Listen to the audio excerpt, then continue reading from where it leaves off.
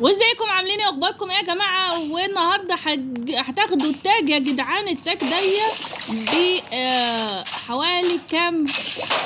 واو واو واو واو، ده شغال يكسر وانا شغال اخد منه بصراحه.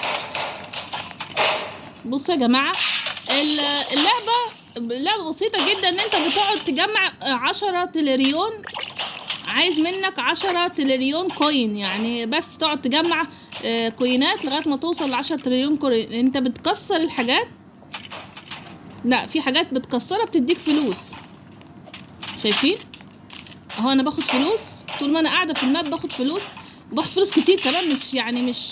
مش حاجه. شايفين الواد يخرب بيت يومك ده؟ خد اهو الشاكوش اللي قلت لكم عليه يا جماعه. صراحه يعني انا اتضايقت جدا منه، يعني ان اللي نزل الفجر للاسف. بصوا نقعد نكسر في الحاجات دي. انا مش عارفه المفروض ان هو سيميليتور وانت بتقعد تضرب.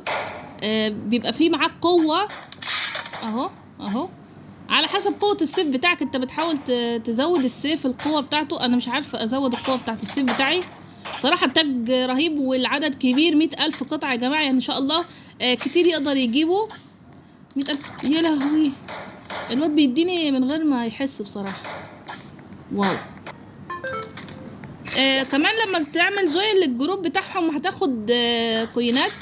بصوا دي الحاجات دي، بصوا بتكسرها. شايف انا جمعت 1000 وهو عايز منك 10 تريليون. تمام. تجمع 10 تريليون عشان تاخد التاج ده. بصراحه حاجه جميله، وانا عن نفسي هحاول اجيبه باذن الله لان العدد كبير جدا. يلا بقى كده لايكاتكم الجميله واشتراكاتكم اللعبه. يلا بقى نحاول نجيبوه.